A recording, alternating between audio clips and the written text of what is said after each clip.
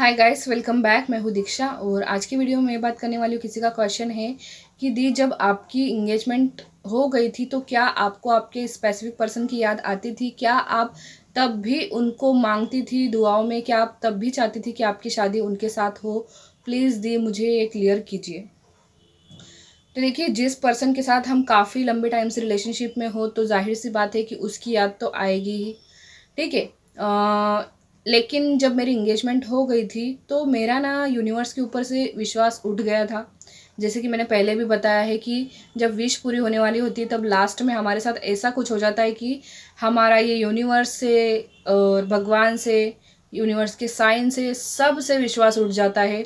और बस हम, ऐसा लगता है अंदर से बिल्कुल बिल्कुल खाली खाली से हो गए, अब अंदर कुछ बचा नहीं है। ठीक है, ना बोलने के लिए, ना कहने के लिए, ना सुनने के लिए, कुछ भी बचा नहीं है। बस जैसे एक जिंदा लाश जिससे होती है ना, बिल्कुल वैसी वाली हालत हो जाती है। ठीक है।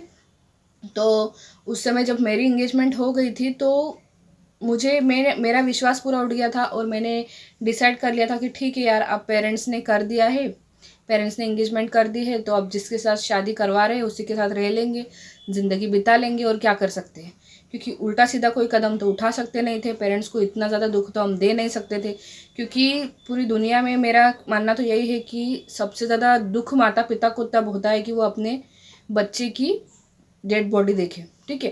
खैर, ये बात तो छोड़िए। मैं बात कर रही थी कि उनका कहना ये था कि क्या आपको याद आती थी? तो याद आना मतलब कि थोड़ी बहुत याद तो आती ही है, सभी को आती है।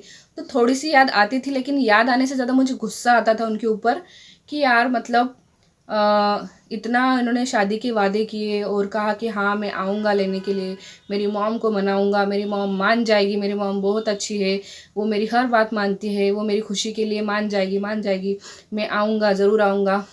इतने मौके गवा दिए, ये सब मतलब ये सोच सोच के मुझे उनके ऊपर गुस्सा भी बहुत आ रहा था उस टाइम। और एक क्वेश्चन आपका ये भी है कि क्या आप उनको पाने की दुआ तब भी करती थी? तो देखिए, जैसा कि मैंने बताया, मेरा यूनिवर्स के ऊपर से विश्वास उठ गया था बिल्कुल ही। भगवान के ऊपर मुझे बिल्कुल भी विश्वास नहीं रहा था, तो मैंने उनको मांगना भी छोड़ दिया था। ठीक है। और रही बात मेरे व्रत की, तो मेरे व्रत तो चल रहे थे, तो व्रत तो हमको पूरे करना ही होते हैं। कोई भी व्रत हम अगर सोच लेते कि करना है तो हमको पूरे करना होते, तो व्रत तो मैं कर ही रही थी। ठीक है। और जैसा कि मैंने पहले भी कुछ वीडियोस में बताया है कि मैंने डिसाइड कर लिया था कि अब जैसे पेरेंट्स चाहेंगे वैसे ही जीना है। तो मैंने मेरे पर्सन को फिर मैसेज किया, और फिर जैसे ही मैसेज किया उन्होंने मुझे उधर से मैसेज किया कि ठीक है, कोर्ट मैरिज कर लेते हैं। बस वो एक ऐसा पल था मेरे लिए कि मतलब ना तो मुझे विश्वास हो रहा था और मतलब मुझे समझ में नहीं आ रहा था कि मैं कैसे रिएक्ट करूँ। ठीक है।